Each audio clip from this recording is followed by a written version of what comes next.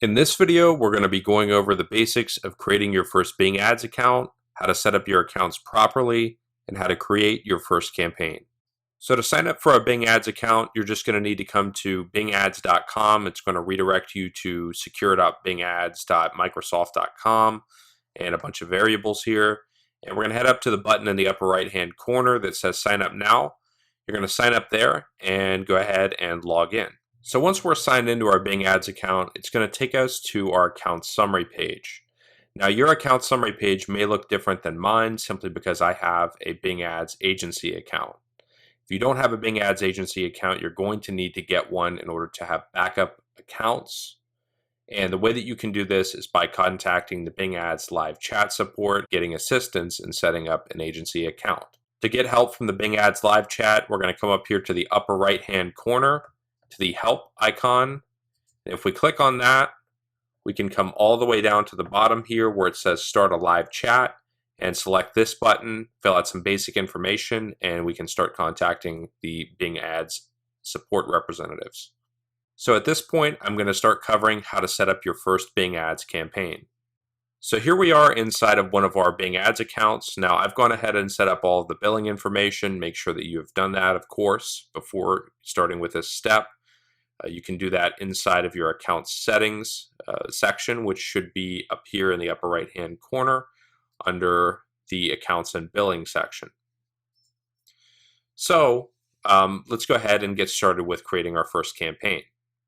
To create your first campaign in Bing, you're going to come down to the Create Campaign button on the left-hand side.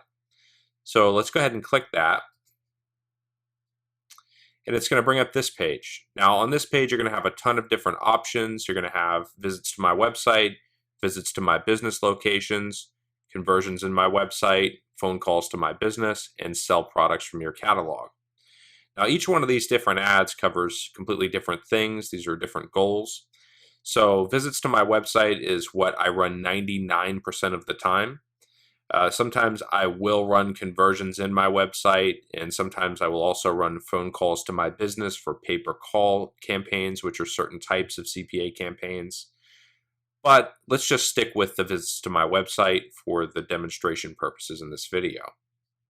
So once we click visits to my website, we're going to be taken to this page where we have quite a few options. The first option is our campaign name, and of course we're going to put in the name of our campaign. So let's say, for example, we were advertising Patriot Power Greens.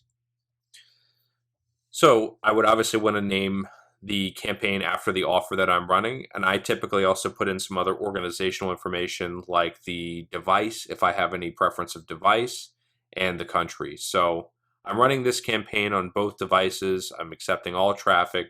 And I'm running in the US and Canada, so I would put US, CA. So doing this just allows me to have better organization inside of my own ads account, and that's just personal preference, but you can name it whatever you like. Coming down here to the next option is campaign budget, and at this point we're going to just leave it at $20 per day because we're going to pretend that this is just doing a test. And we're going to have some other options here that some people don't know exist, but there is standard and accelerated budget. Standard is just where it's going to spend your budget evenly throughout the day, so I would recommend leaving it on standard when you're first starting. If you know you have a winner or you already have an optimized campaign, you're going to want to switch it to accelerated to spend as much as possible, obviously because you're running in profit. Next, you're going to want to choose the language, so obviously this is to English-speaking countries, so we're going to leave it in English. Now this is also being advertised in the United States and Canada. But let me just show you an example of how you can actually choose specific locations. Let's say I wanted to advertise in the United States. I would click Target. I wanted to advertise in Canada. I would click Target. But let's say there was one state that I didn't want to advertise in, like California. And this could actually be down to even a city level, so you can get quite complex with this, but it's great to do this if you notice that you're spending a lot of money in certain areas that aren't converting while other areas are. So for example, with California, if I wanted to block the entire state, I would hit exclude, and California would then be blocked. So my ads would not display to any users for California residents. So at the bottom, we have one final selection to make, and this is actually one of the most important, if not the most important on the page, and that is who should see your ads. Now you're going to see two checkboxes. The first one says people in your targeted locations and people searching for or viewing pages about your targeted locations.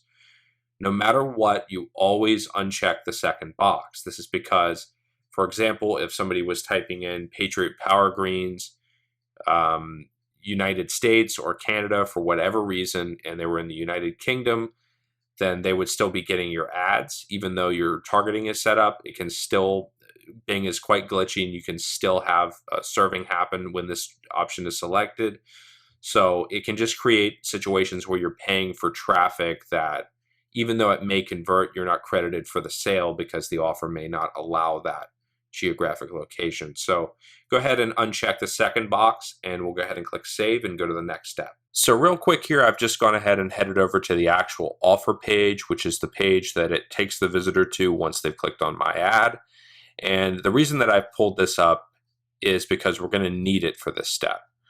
So when you're setting up a Bing Ads campaign, there's a specific way that we have to set it up, and we're going to have to actually use the link that the user is going to eventually arrive at, and then we're going to have to put our tracking and affiliate link at a different section of the ad. So I need to copy this, or whatever your offer URL is, and I typically cut my copying off right before the question mark. The question mark are just variables, and they're always going to change. And so sometimes if you copy all of the URL, you're going to see that Bing may detect suspicious activity. It may feel that you're cloaking simply because it's seeing that the URLs are changing. It may feel that you're taking people to different pages, and it just looks sketchy to them. So always cut it off before the question marks. So I would stop it here, copy and paste, and then I'm going to head back over to Bing Ads, and I'm going to be in the next section, which is the ad groups and keyword section. Now here it's asking us to enter the website URL, which is where I'm going to paste that in. And it's going to attempt to populate some keyword ideas. Now, I will say that Bing's technology for giving you keyword ideas is not the best, and neither is their keyword planner. So I would ignore all of this, and I would start putting in some keywords on my own. For the ad group name, I would just put in ad group just as an example. You're welcome to put whatever you like. You're welcome to put test 1 and test 2 and test 3 for separate ad groups, or whatever you want to name it.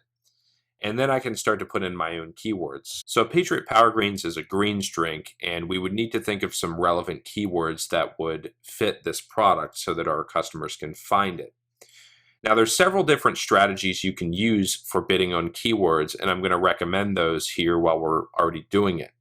Now there's things called broad keywords. So if we just type in greens drink, it could automatically allow Bing to go out and pull things like green drinks or drinks that are green. So we're probably going to want to switch it over to what's called a phrase keyword.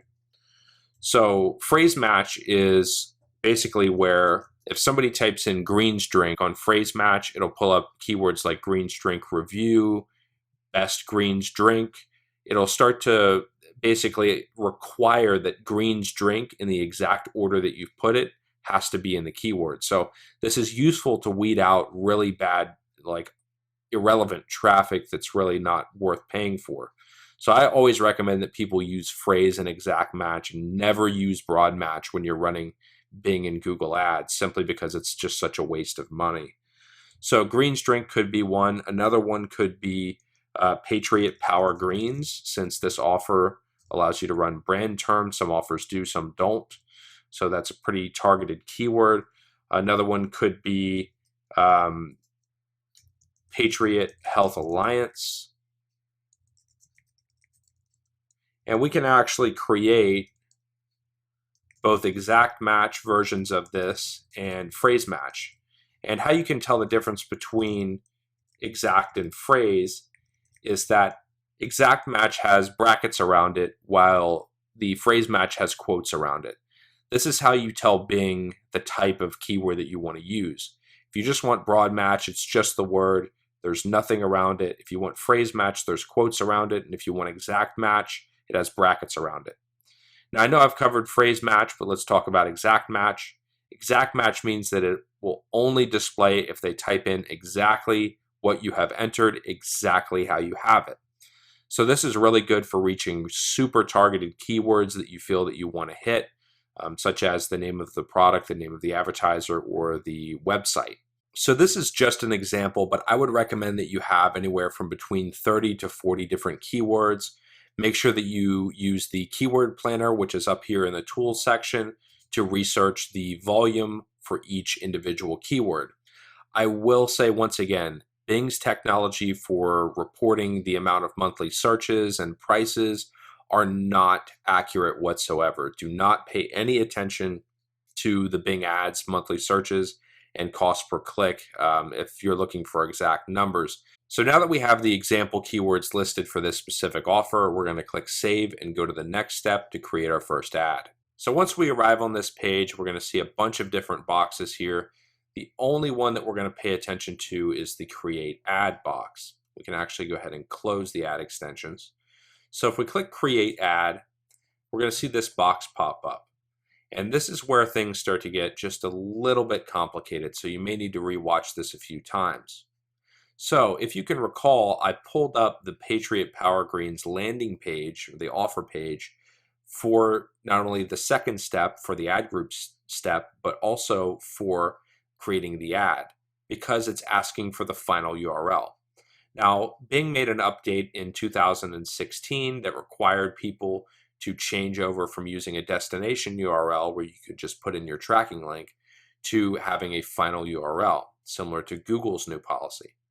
So for the final URL, that simply means the page that the end user is going to land on. So once again, we're going to copy and paste our offer landing page. Now we're going to have to come back after we've created the ad and set up the campaign to add in our tracking link so that everything functions properly. But let's just proceed as is, and I'll show you how to do that once we've set everything up. So the next box is title part 1, and basically this is where we're going to write our ad. So at this point we could just put in Patriot Power Greens, and on the part 2 we get to add some additional content to the ad, so we could put the amazing greens drink.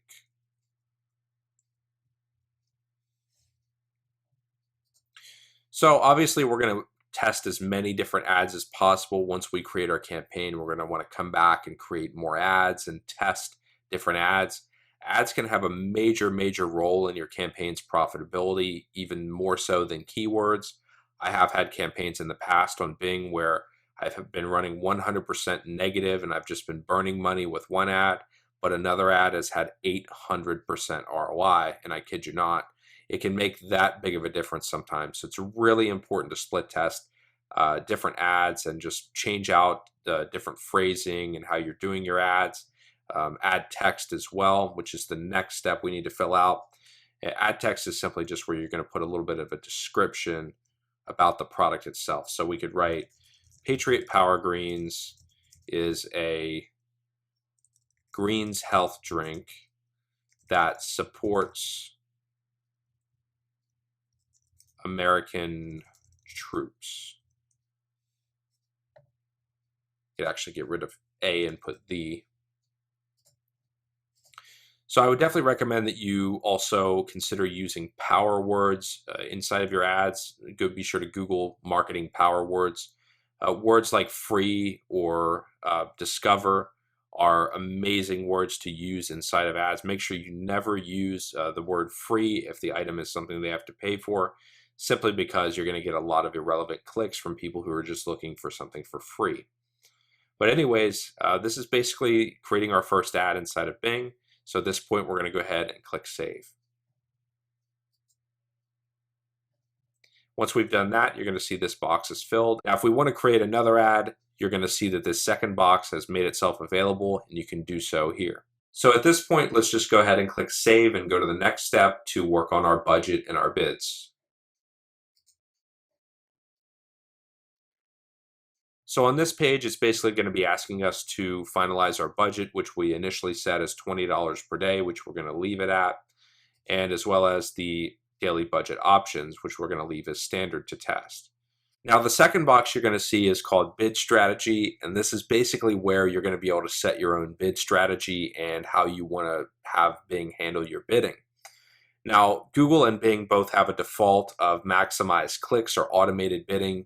You never want to select this because it means that you're turning over your budget to them, and you never want to do that because they're always going to charge you way, way more than you actually need to pay per click. So we're always going to want to change this to manual when we get started, and leaving it at $1 would be okay, but starting out, you could even start at about 32 cents after hundreds and hundreds of thousands of dollars in testing. Depending on your keywords, 32 cents is typically the best place to start. And I can explain this as Bing has multiple partners that it works with, MSN, Yahoo, and AOL. A lot of the lower quality traffic is going to be on those platforms or even partner sites that aren't even search engines at all. And if you bid less than 32 cents, you're going to start to notice you get a lot of bad traffic or just really low quality visitors. Right above and around 32 cents, you're going to start to break into the very lowest and cheapest end of the quality visitors. So I'd recommend starting out at the 32 cent mark. So once we've done that, let's go ahead and click save, and we'll go ahead and wrap up our first Bing Ads campaign. Now there is one final step that we're going to want to do before we start running our first campaign. And we need to immediately come over to the ads section of this campaign. And we need to click this little pencil icon here. And we need to go to add URL options at the bottom. And we need to enter a tracking template. Now, whether you are using ClickMagick or Volume or a different tracking solution, this is where you are going to want to put in your ClickMagick URL or your Volume final URL. Simply because if you put it inside of the final URL, your ad will be disapproved because it is not the final destination that the user arrives at. You need to put all tracking and affiliate links here at the bottom under tracking template.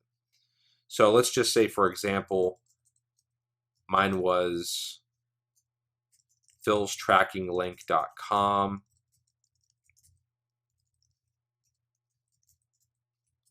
And all of my variables would be after that. Obviously, I'm going to delete this because this is not a real tracking link. But once we've gone ahead and inserted our ClickMagick or Volume link, we're going to go ahead and click Save, and we'll be good to go to run our first campaign on Bing. All right, guys, so I hope that you found this video really insightful. At this point, you're going to want to proceed to the next video to continue.